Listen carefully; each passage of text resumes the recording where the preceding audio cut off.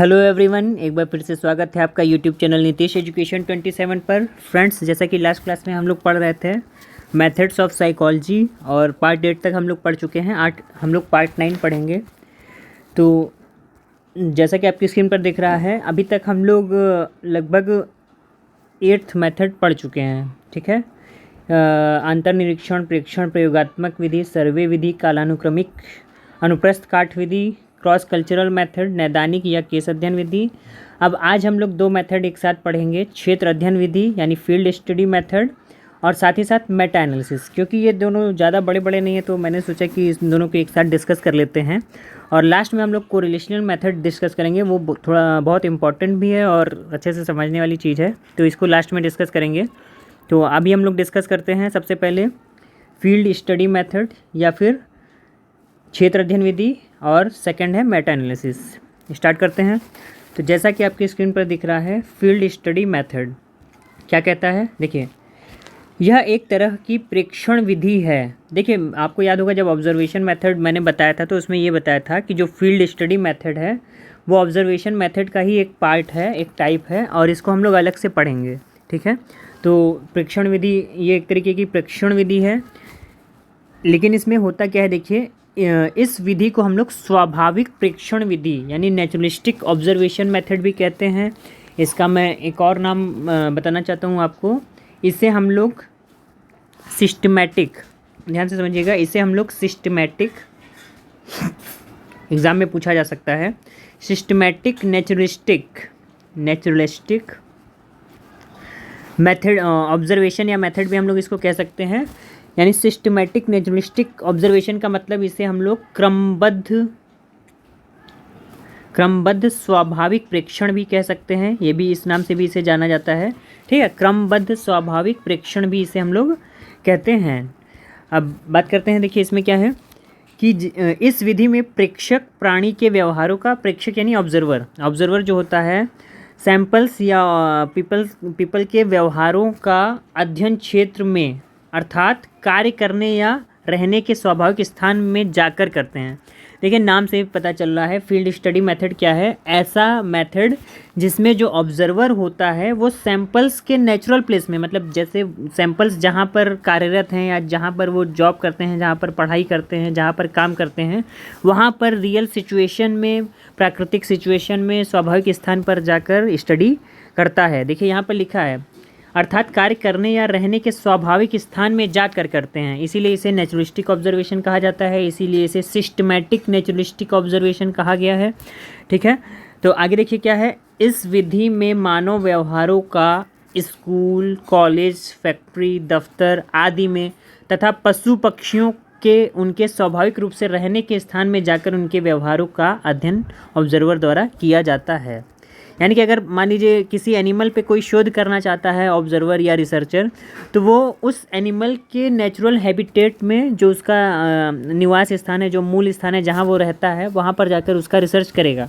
जैसे मान लीजिए बंदरों का प्रेक्षण करना है ऑब्जर्वर को, बंदरों से रिलेटेड कोई समस्या को जाननी है या किसी अन्य जानवर से रिलेटेड, तो उसका उसी हैबिटेट में, उसी नेचुरल सिचुएशन में जाकर, उसके रहने की जगह पे ही जाकर ऑब्जर्वर को अध्ययन करना होगा। तो जब ऑब्जर्वर ऐसा करता है, नेचुरल सेटिंग में जाकर ऑब्जर्व करता है, तो यह हमारा फील्ड स्टडी मेथड कहलाता है। यह स्वाभाविक होता है, यह नेचुरलिस्टिक होता है। ठीक है, अच्छा, एक चीज़ देखिए, यहाँ पर थोड़ा सा फाइन डिफरेंस होता है, किसमें, सिस्टमैटिक नेचुरल ऑब्जर्वेशन में। ठीक है, और सिस्टमैटिक नेचुरल ऑब्जर्वेशन में और व्यवहारों का अध्ययन, हाँ, और जो आपका नेचुरलिस्टिक ऑब्जर्वेशन होता है, माफ़ कीजिएगा थोड़ा सा, हाँ, गड़बड़ हो गया था, थोड़ा सा फाइन डिफरेंस होता है सिस्टमैटिक नेचुरल ऑब्जर्वेशन यानी कि स्वाभाविक प्रेक्षण में, क्रमबद्ध स्वाभाविक प्रेक्षण में, और केवल स्वाभाविक प्रेक्षण में। क्या अंतर होता है वो मैं बता रहा हूँ आपको। इसमें केवल थोड़ा सा अंतर ये होता है कि एक स्वाभाविक परिस्थिति में और में होता है और ऐसे व्यवहारों में कोई जोड़ तोड़ नहीं किया जाता है। किसमें, सिस्टमैटिक नेचुरल ऑब्जर्वेशन में जो रिसर्चर होता है, जो ऑब्जर्वर होता है, कोई भी मैनिपुलेशन नहीं कर सकता है चरों में। ठीक है, यानी कि चरों में कोई भी जोड़ तोड़ नहीं करता है, कौन, रिसर्चर, या नहीं कर पाता है, क्योंकि इसमें चरों में जो आईवी होता है, इंडिपेंडेंट वेरिएबल्स होता है, इसमें जोड़ तोड़ नहीं किया जा सकता है। तो ये इंपॉर्टेंट लाइन है, याद रखिएगा।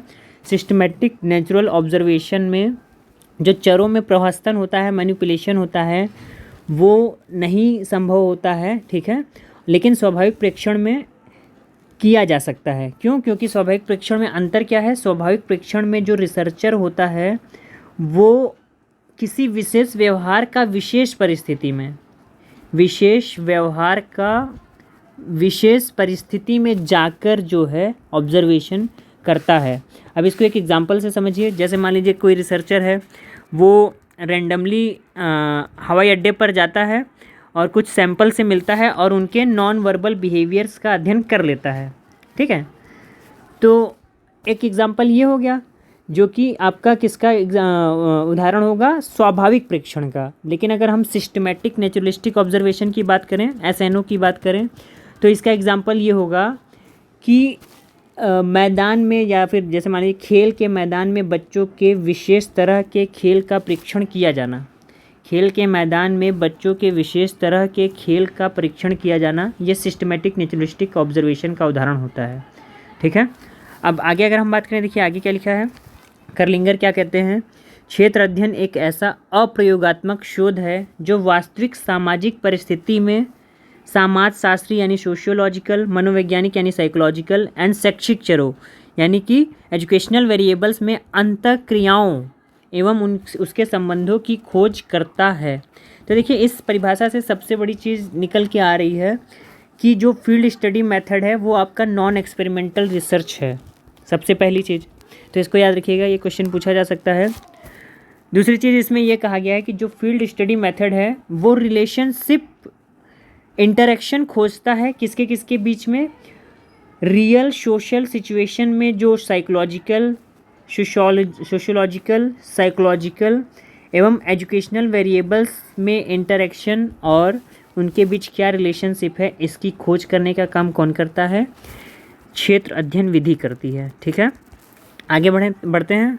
तो आगे देखिए क्या है, जितनी भी क्षेत्र अध्ययन की हम लोगों ने परिभाषाएं अभी तक देखी, इससे कुछ बातें निकल के आ रही हैं। सबसे पहली चीज़ क्या है? यह एक नॉन एक्सपेरिमेंटल मेथड है, जैसा कि करलिंगर ने कहा है, ठीक है।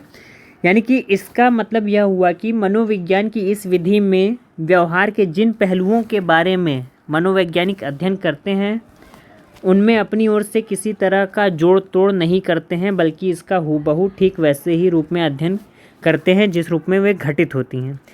यानी कि केस स्टडी मेथड में मैनिपुलेशन नहीं होता है, या फिर कह सकते हैं नहीं कर सकते हैं, क्योंकि नेचुरल सेटिंग में हम लोग को मैनिपुलेशन करना असंभव सी बात होती है, ठीक है।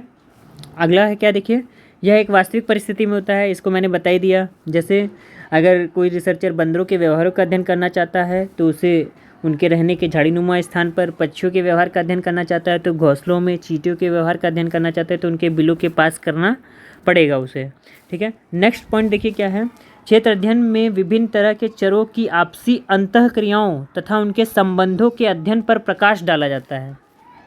यानी कि जो वेरिएबल्स हैं, IV हैं, DV हैं, उनके बीच क्या इंटरेक्शन हो रहा है वो, और उनके बीच क्या रिलेशनशिप है, उसका अध्ययन किस में किया जाता है? फील्ड स्टडी मेथड में।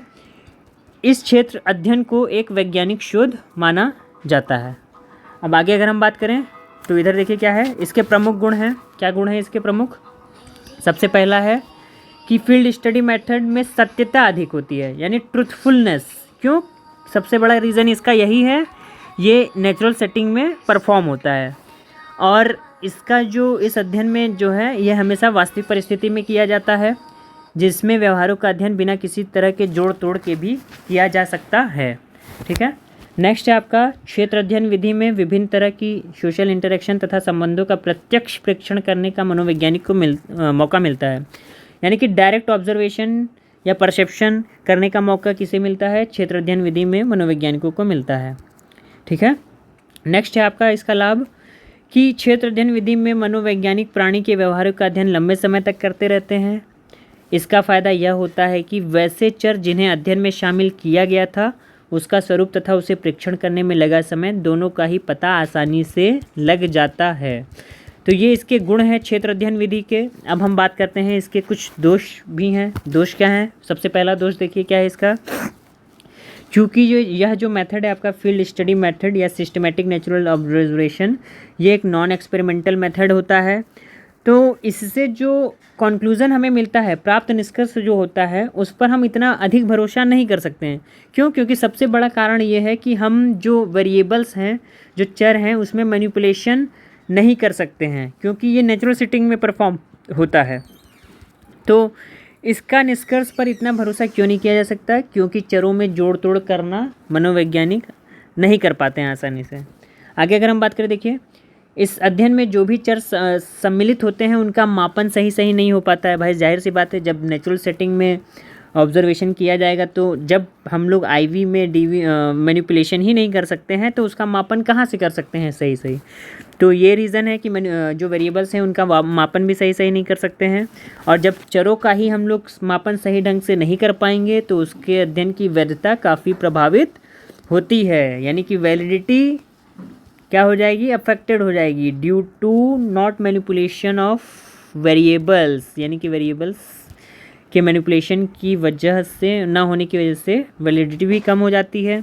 आगे अगर बात करें तो इस तरह के व्यवहारों का अध्ययन करने में मनोवैज्ञानिकों को अधिक समय व श्रम लगता है। व्यवहारिक ढंग से यह विधि अधिक मान्य नहीं है।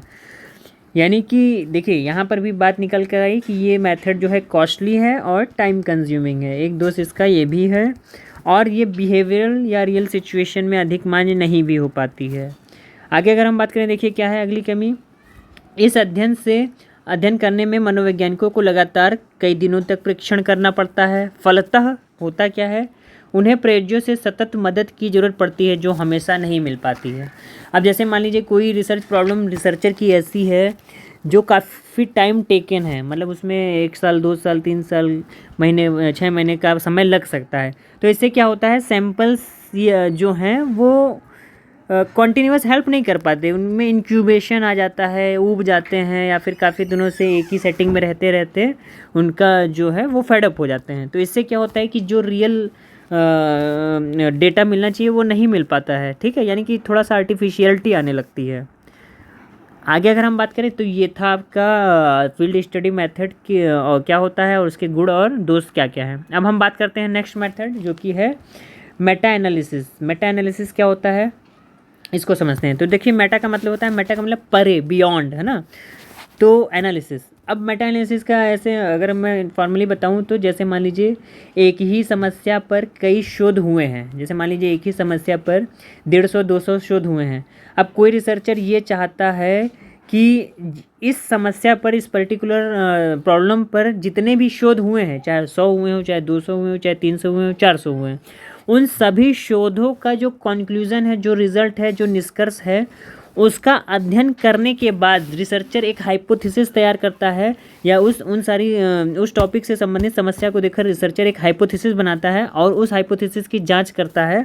अगर उसका हाइपोथेसिस ट्रू हो जाता है या उसके रिज़ल्ट जो भी आ रहे हैं उसके हाइपोथेसिस से मैच करते हैं, तो ये माना जा सकता है कि हाँ, जो जितने भी इस टॉपिक से रिलेटेड रिसर्च हुए हैं वो वैलिड हैं, ट्रुथ हैं, रिलायबल हैं, और इसका जनरलाइजेशन किया जा सकता है।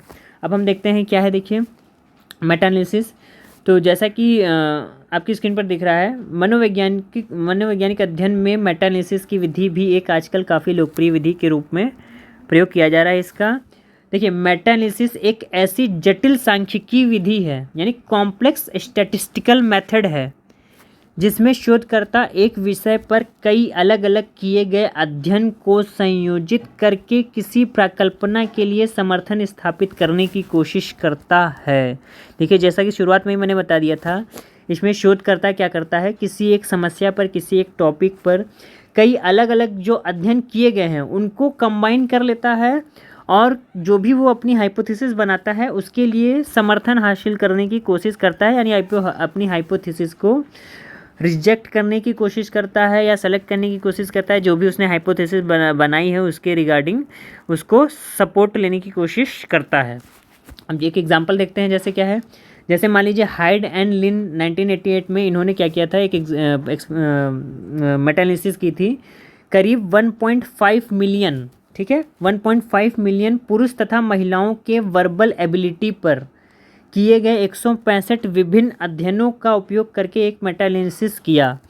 यानी कि जो हाइड और लिन थे उन्होंने 165 ऐसे डिफरेंट अध्ययनों को लिया जिसमें 1.5 मिलियन लोग शामिल थे और उनकी शाब्दिक क्षमता पर जो शोध किए गए थे उससे रिलेटेड वो 165 विभिन्न अध्ययन थे। तो उन्होंने निष्कर्ष क्या पाया, मेटालिसिस क्या की 165 लोगों पर अध्ययनों पर मेटालिसिस करने के बाद इनको रिजल्ट क्या मिला कि शाब्दिक क्षमता में कोई सार्थक लिंग विभेद नहीं होता है। यानी कहने का मतलब यह है कि जो महिला और पुरुष की वर्बल एबिलिटी होती है उसमें कोई भी डिफरेंस उनके महिला और पुरुष होने की वजह से नहीं होता है। यानी कि जो वर्बल एबिलिटी है दोनों की सेम होती है, जेंडर डिफरेंस का उसमें कोई मतलब नहीं होता है। अब दूसरी देखिए, दूसरी रिसर्च की थी ग्लास एंड मिलर ने 1980 में मेटा एनालिसिस किया और इस विधि से उन्होंने 475 साइकोथेरेपी या मनश्चिकित्सकीय परिणाम अध्ययनों यानी साइकोथेरेप्यूटिक आउटकम्स का विश्लेषण किया। कितने? 475 साइकोथेरेप्यूटिक आउटकम्स का विश्लेषण किया, जिसके आधार पर उन्होंने यह बतलाया कि क्या बतलाया, एक औसत व्यक्ति जिसे मनश्चिकित्सा दिया जाता है यानी एक एवरेज पर्सन है जिसे साइकोथेरेप्यूटिक थेरेपी दी जाती है, उनमें अपने असामान्य लक्षणों से छुटकारा पाने की संभावना 80% वैसे व्यक्तियों से उत्तम होती है जिन्हें ऐसी मनश्चिकित्सा नहीं दी जाती है। ठीक है, सिंपल सा कहने का मतलब ये है कि इन्होंने 475 अध्ययन किए किस पर, साइकोथेरेप्यूटिक आउटकम्स पर, उसका विश्लेषण किया और उन्होंने बताया कि जैसे मान लीजिए जो 80% लोग थे जिनके अंदर कुछ असामान्य एबनॉर्मल सिम्टम्स पाए जा रहे थे, उनको इस थेरेपी के बाद इससे छुटकारा मिल गया। यानी कि एबनॉर्मल सिम्टम्स से छुटकारा मिल गया 80% लोगों को जिनको ये साइकोथेरेप्यूटिक थेरेपी दी गई थी। लेकिन 20% लोग ऐसे थे जिन्हें ये थेरेपी नहीं दी गई, तो उन्हें क्या है, इससे छुटकारा भी नहीं मिला। ठीक, अब देखिए आगे क्या है, कई अन्य लोगों जिनमें शापिरो एंड शापिरो 1982 का नाम अत्यधिक मशहूर है, उन्होंने भी मनश्चिकित्सा जैसे विषय पर विभिन्न मनोवैज्ञानिकों मनश्चिकित्सकों द्वारा किए गए अध्ययनों का मेटा एनालिसिस किया और बतलाया कि जो साइकोथेरेप्यूटिक या मेंटल डिसऑर्डर्स हैं के उपचार की एक प्रमुख विधि है। यानी कि जो मेटा एनालिसिस है वो मेंटल डिसऑर्डर्स के उपचार की एक प्रमुख विधि है, ऐसा बताया शापिरो ने। ठीक है, अब इस मेटा एनालिसिस का ये देखिए इंग्लिश में भी सेम डिफिनेशन है, बस मैंने इसको रख लिया है, अगर आप पढ़ना चाहे तो पढ़ सकते हैं। देखिए मेटा एनालिसिस का एक फिगर है यहाँ पर। मेटा का मतलब क्या हुआ, बियॉन्ड, सबसे ऊपर। तो सबसे पहले देखिए क्या है, जैसे एनिमल रिसर्च या लेबोरेटरी स्टडीज़ आती हैं ग्राउंड लेवल पर। सेकंड लेवल की बात करें तो केस सीरीज़, केस रिपोर्ट। उसके बाद थर्ड है आपका केस कंट्रोल स्टडीज़, फिर कोहर्ट स्टडीज़, फिर रैंडमाइज्ड कंट्रोल्ड ट्रायल, फिर सिस्टमैटिक रिव्यू और उसके बाद मेटा एनालिसिस। तो ये एक हायरार्की है, हायरार्की ऑफ एविडेंस, इसको देख लीजिए एक बार। ठीक है, नेक्स्ट अगर हम बात करें मेटा एनालिसिस के भी कुछ दोष हैं। क्या दोष हैं इसको देखते हैं। सबसे पहला, प्रायः देखा गया है कि मेटा विश्लेषण करने में शोधकर्ता अपनी मनमानी करता है, जिसमें कुछ अध्ययनों को वह जानबूझकर छोड़ देता है तथा कुछ ऐसे अध्ययनों को अपने विश्लेषण में शामिल कर लेता है जो कम विश्वसनीय होते हैं। यानी कि इसका मतलब क्या आ रहा है कि इसमें बायसिंग आ जाती है, यह भी कह सकते हैं कि प्रीजुडिस या पूर्वाग्रह आ जाता है, पक्षपात आ जाता है, किसका, रिसर्चर का। क्यों? क्योंकि शोधकर्ता अब वहाँ पर अपनी मनमानी करने लगता है और इसकी वजह से क्या होता है कि कुछ अध्ययनों को वो जानबूझकर छोड़ देता है जो उसको सपोर्ट नहीं कर रहे हैं, जो उसकी मेंटल फिक्सनेस को, मेंटल बायसनेस को सपोर्ट नहीं कर रहे हैं, वो उन्हें छोड़ देता है। इसलिए क्या है, ऐसे अध्ययनों की या मेटा एनालिसिस की रिलायबिलिटी कम हो जाती है। नेक्स्ट कमी इसकी क्या है, देखिए मेटा एनालिसिस में विभिन्न अध्ययनों के वैयक्तिक गुणों पर कम ध्यान दिया जाता है। भाई जाहिर सी बात है, यहाँ पर हम लोग रिसर्च, जो नंबर ऑफ़ रिसर्चेज हैं, नंबर ऑफ़ स्टडीज़ हैं, केवल उसका एनालिसिस कर रहे हैं। इसमें किसी पर्टिकुलर पर्सन का तो ध्यान हम दे ही नहीं रहे हैं। तो इससे क्या है, जो इंडिविजुअल क्वालिटीज़ हैं वो ऑटोमेटिक इग्नोर हो जाती हैं। नेक्स्ट क्या है इसका कमी, मेटा एनालिसिस कई महत्वपूर्ण सांख्यिकी विश्लेषणों पर आधारित होते हैं जिनका थोड़ा सा भी अतिक्रमण होने पर विश्लेषण का परिणाम अवैध हो जाता है। यानी कि जो भी हम लोग स्टैटिस्टिकल मेथड यूज़ कर रहे हैं, जो भी टूल यूज़ कर रहे हैं, जो भी एनालिसिस कर रहे हैं, वो वैलिड होना चाहिए, वो स्टैंडर्ड होना चाहिए, प्रीजुडिस से या बायसिंग से फ्री होना चाहिए। अगर ये सारी चीज़ें होंगी तभी वो जो वैलिडिटी है या रिज़ल्ट जो है तभी लीगल माना जाएगा, उसका जो कंक्लूज़न है लीगल माना जाएगा। अन्यथा क्या है, वो अवैध हो जाता है, इनवैलिड हो जाता है, अनरिलायबल हो जाता है। यानी कि ये थी आपकी मेटा एनालिसिस की कमियां और अच्छाइयाँ। तो आज हम लोगों ने दोनों मेथड डिस्कस कर लिए हैं, field study method plus Meta analysis. अब लास्ट मेथड इस टॉपिक का बचा हुआ है, कोरिलेशनल मेथड या कोरिलेशनल रिसर्च। इसे हम लोग नेक्स्ट क्लास में डिस्कस कर लेंगे। साथ ही साथ आपको इन्फॉर्मेशन देना चाहता हूँ, जब आप चैनल की प्लेलिस्ट पर जाएंगे तो यहाँ सारे कंटेंट पड़े हुए हैं, चाहे पीजीटी साइकोलॉजी के कंटेंट ये जो अभी बना रहा हूँ वो, न्यू जॉब्स वैकेंसीज से रिलेटेड वीडियोज़, पीएचडी एडमिशन से related new notifications, UGC net psychology की वीडियोस, साथ ही साथ पीजीटी साइकोलॉजी का प्रीवियस ईयर का सॉल्व पेपर पूरा पड़ा हुआ है, NTA UGC net paper first की वीडियोस पड़े हुए हैं। इसी तरीके से यूपीपीएससी जीडी असिस्टेंट प्रोफेसर की आंसर की है, एमसीक्यूज़ हैं, रिसर्च मेथोडोलॉजी की, रिसर्च एप्टीट्यूड की प्लेलिस्ट पड़ी हुई है। साथ ही साथ यूजीसी नेट का पेपर एनालिसिस 2021 प्लस 2020 दोनों की प्लेलिस्ट यहाँ पर अलग अलग पड़ी हुई है। ये देखिए, ये 2020 की प्लेलिस्ट यहाँ पर है। इसी तरीके से research aptitude, types of research आपको बता ही दिया, पीजीटी एजुकेशन के प्रीवियस ईयर के क्वेश्चन पेपर्स हैं। तो ये सारी चीज़ें पड़ी हुई हैं प्लेलिस्ट पर। जो भी टॉपिक आपको तैयार करना है, चाहे वो पीएचडी एडमिशन के एंट्रेंस से रिलेटेड एग्जाम हो, रिसर्च मेथोडोलॉजी का जो 50% आपका पूछा जाता है क्वेश्चन, उसकी भी प्रिपरेशन आपकी यहाँ पर अच्छे से हो जाएगी। तो चैनल पर एक बार ज़रूर विजिट करिए। आशा करता हूँ आज का वीडियो आपको अच्छा लगा होगा। अगर इससे रिलेटेड कोई कन्फ्यूजन तो मुझे कमेंट के द्वारा आप पूछ सकते हैं। साथ ही साथ अगर आप UGC net paper first, paper 2 education and psychology, PGT psychology, PGT education और किसी प्रकार के रेगुलर अपडेट्स पाना चाहते हैं, चाहे वो न्यू जॉब से रिलेटेड हो, चाहे पीएचडी नोटिफिकेशन से रिलेटेड हो, तो चैनल को जरूर सब्सक्राइब, लाइक एंड शेयर कीजिए। मिलते हैं नेक्स्ट वीडियो में। Thank you so much. आपका दिन शुभ हो।